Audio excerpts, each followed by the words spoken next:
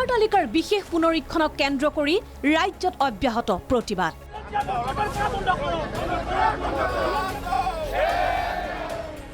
এছআৰৰ জৰিয়তে খিলঞ্জীয়াৰ ভোটাধিকাৰ কাঢ়ি নিয়াৰ অভিযোগেৰে দল সংগঠনৰ প্ৰতিবাদ।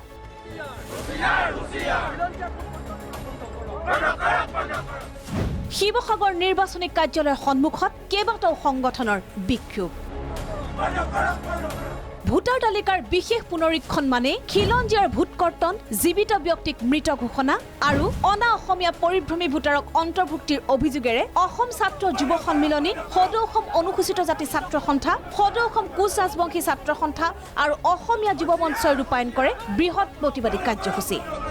নিৰ্বাচন আয়োগক কঠোৰ সমালোচনা কৰি এছআৰক বিজেপিয়ে বিশেষ ৰাজনৈতিক অস্ত্ৰ হিচাপে ব্যৱহাৰ কৰাৰ অভিযোগ। যিসকল লোক জীয়াই আছে তেওঁলোকক মৃত সজাই পেলোৱা হৈছে আৰু তেওঁলোকৰ ভোটাধিকাৰ কৰ্তন কৰা হৈছে। আমি দেখা পাইছোঁ যিসকল স্থানান্তৰিত হোৱা নাই তেওঁলোকক স্থানান্তৰকৰণ কৰি দেখুৱাই এই ভোটাৰ তালিকাত নামবিলাক তেওঁলোকক কৰ্তন কৰা হৈছে। এয়া সম্পূৰ্ণৰূপে অন্যায়। অনুসূচিত জাতি ছাত্ৰ সন্থাই এনেকুৱা ধৰণৰ কাৰ্যক ধিক্কাৰ জনাইছে। এখন শুদ্ধ ভোটাৰ তালিকা প্ৰস্তুত হোৱাত বা শুদ্ধ ভোটাৰ তালিকা হোৱাত কাৰো আপত্তি নাই, কাৰো বিৰোধো নাই। কিন্তু সেই শুদ্ধ ভোটাৰ তালিকাৰ নামত খিলঞ্জীয়া মুছলমানৰ ভোট কৰ্তনক নুবুজায়।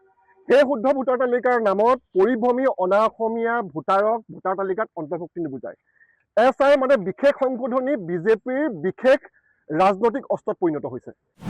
এছআৰৰ বিৰুদ্ধে ধুবুৰীত AUDFৰ উত্তাল প্ৰতিবাদ। ভোটাৰ তালিকাৰ বিশেষ সংশোধনীৰ নামত কেৱল এটা বিশেষ জাতিক টাৰ্গেট কৰাৰ অভিযোগেৰে AUDFৰ ধুবুৰী জিলা কমিটিৰ বৃহৎ প্ৰতিবাদ।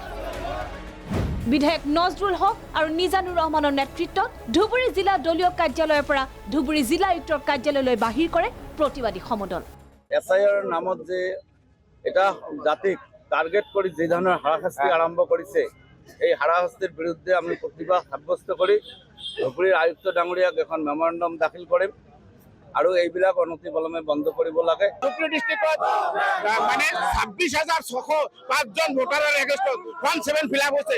এজন ভোটাৰৰ নামত থকালৈকে আমি এইটো ঘৰত নবহো, আমি নেশ্যনেল হাইৱেত অৱৰোধ কৰিম। গতিকে 26,605 জন ব্যক্তিৰ এই 26,605 জন ব্যক্তিৰ নামৰ এগেইনষ্টত ফৰ্ম 7 যিটো ফিল আপ কৰা হৈছে গোটেইখিনি ৰিজেক্ট কৰিব লাগিব।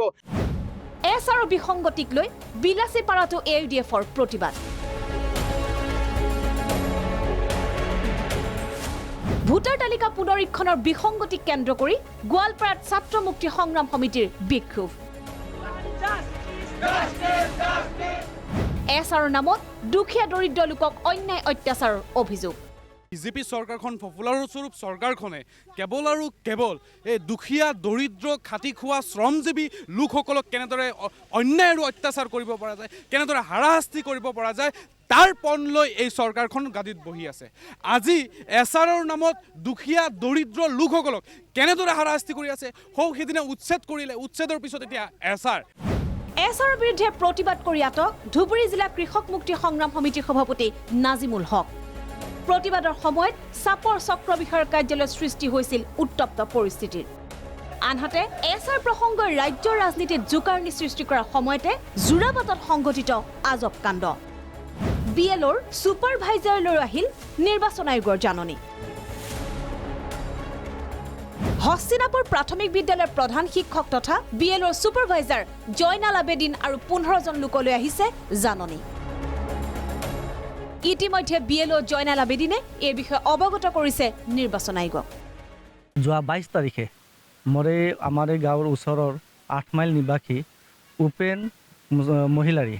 উপেন মহিলাৰী নামৰ ব্যক্তিজনে মোৰ নামত এটি ক্লেইম এণ্ড অবজেকশ্যন কৰিছে যে মই ব্যক্তিগৰাকী এই স্থানত নাই আৰু মই ইয়াৰ পৰা পাৰ্মানেণ্টলি শিফটেড হৈ গৈছোঁ বুলি কৈ তেখেতে মোৰ নামটো কাটিবৰ কাৰণে আবেদন জনাইছে। সম্পৰ্কে মই জিলা নিৰ্বাচনী বিষয়াক অৱগত কৰাইছোঁ, গতিকে বিহিত ব্যৱস্থা গ্ৰহণৰ কাৰণে এটা ব্যৱস্থা ল'ব লাগে। Bureau report, Prag news.